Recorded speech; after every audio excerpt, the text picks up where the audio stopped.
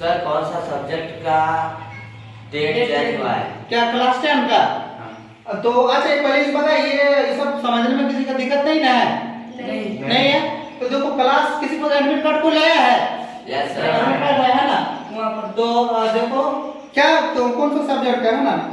अच्छा देखो पहली बात ये है, जो भी जितना भी जैक बोर्ड वाला स्टूडेंट्स है कि एक सब्जेक्ट मैथ्स का चेंज हुआ है, जो शायद 24 मार्च को है और उसका कितना 25 मार्च को कर दिया। ठीक है, सुन रहे ना लड़का? जो 24 मार्च को था वो कितना मार्च को कर दिया है? 25 मार्च को। ठीक है, तो ये रहा आपका एडमिट कार्ड है, लेकिन यहाँ पर 24 मार्च को मैथ है। ठीक है, देखिए लिखने का सिस्टम कितना कैसा है, खराब है। ये जैक बोर्ड का सिस्टम जैसे 22 तारीख को दिया है, फिर 29 मार्च को है, फिर पीछे आ जा रहा है 24 मार्च को है, फिर 27 मार्च को है, फिर 20 मार्च को है, 30 मार्च को है ना। तो ये जैक बोर्ड वाला यार कोई नशा वशा नहीं करता है? पता नहीं भाई। ये अच्छा से देखो, इधर देखो, पहले दिया आपका 22 मार्च को एग्जाम है हिंदी का, फिर इंग्लिश का दिया 29 मार्च को है, फिर मैथ का आ जा रहा है 24 मार्च को है।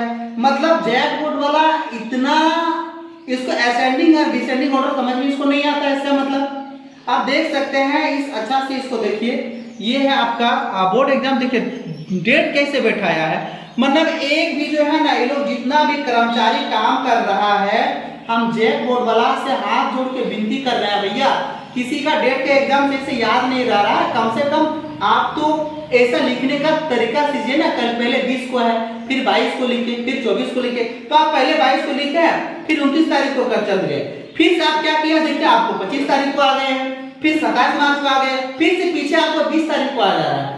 ऐसे में बच्चों को जो है ना दिक्कत होते हैं याद करने में, कौन सा दिन से कौन सा सब्जेक्ट है आप सही से असेंडिंग डिसेंडिंग नहीं जान रहे हैं। तो जैक बोर्ड वाला एक अच्छा, बहुत ही अच्छे नामी वाला बोर्ड है। तो कम से कम इस तरह का छोटा सा लिटिल मिस्टेक है आपके पास, इसको आप सुधारने के क्या करें, कष्ट करें। आप दूसरी बात देखिए, ये ऐसा सिस्टम है, देखिए ये वाला इधर से बोर्ड है, ये एडमिट कार्ड है। ठीक है, आप इधर चलिए, इधर सेंटर से मुताबिक देखिए ये क्या हो रहा है भैया, अब इसको पढ़िए, ये उल्टा हो जा रहा है। तो ये उसको तो सोचना चाहिए ना, कैसे इधर से दिया है ये वाला और इधर का प्रिंटिंग ये वाला किया हुआ है। अगर इसको सही से इधर से हम पढ़ेंगे तो ये पढ़ने से आपका किधर आ जाएगा, देखिए एडमिट कार्ड उल्टा हो गया, वो है ना। तो ये कितना छोटा छोटा लिटिल मिस्टेक है। ये सब जो वहां का कर्मचारी काम कर रहा है, हमको लग रहा है सब सारा का सारा नशा करके आता है। एडना सही से डेट असेंडिंग ऑर्डर से सीखा लिखा है ना, इधर से कुछ लिखा हुआ है। तो आपसे हाथ जोड़ के विनम्र निवेदन कर रहे हैं कि कम से कम आप लिखने का तरीका को स्पष्ट कीजिए, असेंडिंग ऑर्डर से लिखिए। ठीक है, पहले 20 आएगा, फिर 22 आएगा, फिर 24 आएगा, फिर 27 आएगा, 28 आएगा, 30 तारीख को आएगा, ऐसे लिखते हैं। बच्चों को कभी आप 29 तारीख को पकड़ा दे रहे हैं, फिर पीछे आपको 22 तारीख को आ जा रहे हैं। तो इस तरह थोड़ा ना करें, क्योंकि सबका क्या होता है, दिक्कतें होता है। ठीक है, और दूसरी बात ये है, एग्जाम डेट वाला फिर से बोल रहे हैं भैया, देखिए जितना भी स्टूडेंट है आप एक बार ध्यान दीजिएगा, जो मैथ का सब्जेक्ट का क्या हुआ है, चेंज किया हुआ है, उस सब्जेक्ट को थोड़ा आप मायने में रखिएगा कि जो 24 मार्च को था वो आपको कितना मार्च को कर दिया, आपका बोलो आपका 25 मार्च को कर दिया है। कुछ करो थोड़ा कुछ करो।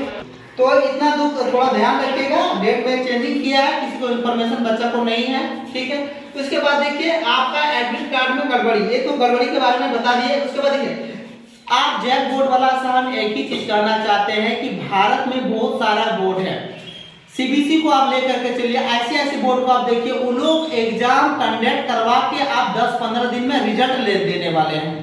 बच्चा का वहां सब जैसे कॉलेज में एडमिशन हो जाएगा, जैक बोर्ड वाला का एग्जाम अभी रिजल्ट नहीं आया है।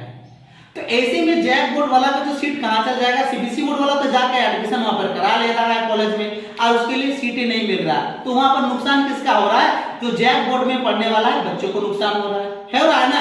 तो उससे भी हम एक रिक्वेस्ट कर रहे हैं कि आप सही टाइम पर एग्जाम को कंडक्ट करवाइए।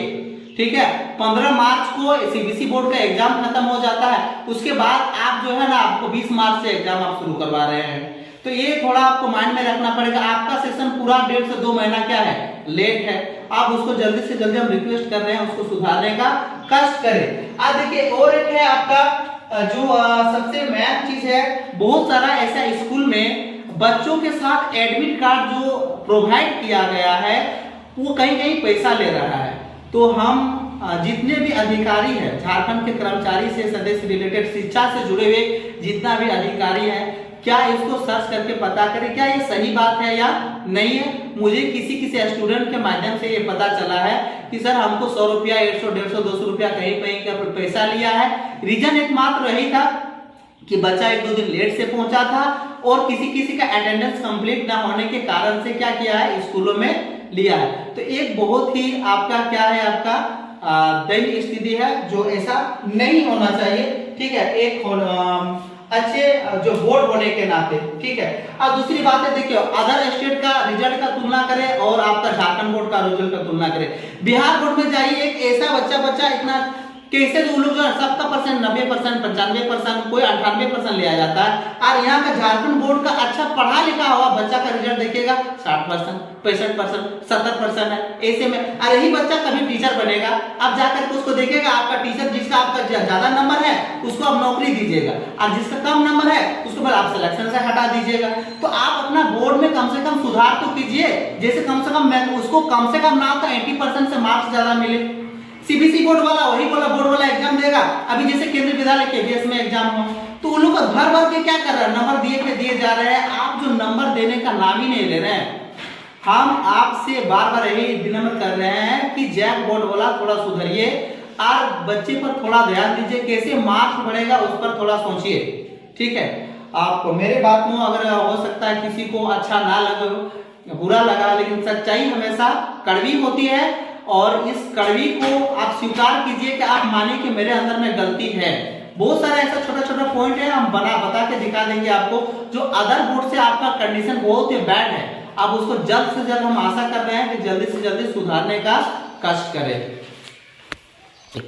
सर हम लोग को मैप वाला और एक बार समझा दीजिए। देखिए हाँ, मैप वाला से देखिए मैप से रिलेटेड क्वेश्चन पूछ रहा है। ठीक है, हर एक साल पूछता है। ठीक है, ये इस साल भी पूछा गया है, 5 नंबर का क्वेश्चन आता है। कुछ पॉइंट आपको क्या रहेगा, दिया रहेगा, आपको उसको क्या करना है, बताना है। देखिए इस क्वेश्चन में जैसे देखिए मेन चीजें, सबसे पहले तो लद्दाख है, अभी इसको आपका केंद्र शासित प्रदेश बनाया गया है। तो लद्दाख में याद रखना, अगर हेमिस नेशनल पार्क देगा, कौन सा national park, Hemis national park आपका कहाँ है, बोला आपका लद्दाख में है। लद्दाख को थोड़ा सा याद रखना, इधर जम्मू कश्मीर में आता है, इधर क्या आपका लद्दाख है।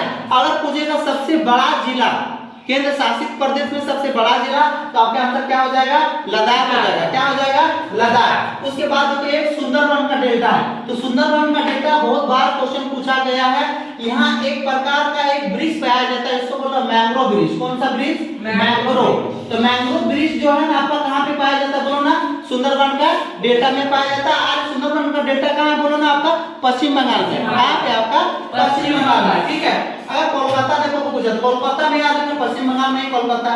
बार ये क्वेश्चन पूछा जाता है। देखो ये जहां पर झारखंड है वहां से एक चीज मात्र पूछा जाता है कि कोयला क्षेत्र का है, कहां पे आपका कोयला क्षेत्र, तो आपका झारखंड में कहां पे है, कोयला क्षेत्र। जब भी पूछेगा झारखंड मार देने का। ठीक है, अगर यही चीज पूछेगा आपका जैसे आपका लोहा क्षेत्र, तो झारखंड से जो नीचे एक स्टेट है जिसका नाम क्या है, उड़ीसा है। ठीक है, तो उड़ीसा में अगर लोह क्षेत्र के बारे में पूछेगा तो आपका क्या हो जाएगा, आपका उड़ीसा हो जाएगा। ठीक है, उसके बाद देखो यहाँ बहुत छोटे चीज को पूछता है।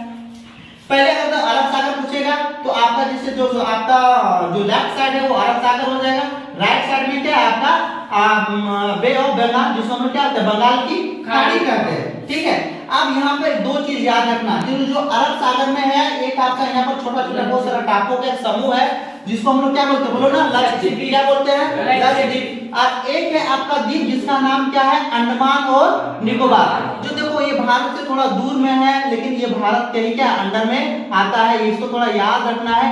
अंडमान निकोबार पूछेगा तो राइट साइड में जाने का, और अगर लक्षद्वीप पूछेगा तो लेफ्ट साइड में। किधर जाएंगे, लेफ्ट साइड में। देखो नक्शा के लेफ्ट साइड में जाना तो लक्षद्वीप हो जाएगा, और राइट साइड में जाएंगे क्या हो जाएगा, अंडमान और निकोबार द्वीप समूह हो जाएगा। ठीक है, और ये बार पूछेगा, देखो विशाखापट्टनम, क्या पूछता है, विशाखापट्टनम। देखो विशाखापट्टनम इसीलिए फेमस है क्योंकि यहाँ जो बोट जो है ना, जो पानी में चलने वाला बोट का निर्माण कहाँ पे होता है आपका, बोलो ना, आपका विशाखापट्टनम। ये क्वेश्चन बहुत बार क्या किया है, पूछा। आज जो वेरी इंपॉर्टेंट है, 100% पूछने का जो चांस है, देखो यह एक आपका काली मिट्टी। कौन सा, काली मिट्टी। तो काली मिट्टी 3 राज्यों में सबसे ज्यादा पाया जाता है। वो क्या आपका क्या, बोलो, महाराष्ट्र हो गया, मध्य प्रदेश हो गया और गुजरात। और काली मिट्टी के लिए कौन सा फसल उपयोगी होता है, बोलो, आपका कपास का। कौन सा? कपास का। कपास किस प्रकार का फसल है बोलो? रबी फसल है कि खरीफ फसल है? रबी फसल। खरीफ फसल है। कौन सा फसल है? खरीफ फसल है। तो इसको थोड़ा ध्यान में रखना है। देखो और कुछ क्वेश्चन छूटा नहीं ना है। चलो हाँ, देखो एक हिंद महासागर है, एक अरब सागर है, और एक क्या आपका बे ऑफ बंगाल यानी बंगाल की खाड़ी है। बाकी सब देख लेना, यहाँ से क्वेश्चन मैथ में 100% पूछता है। Thank you.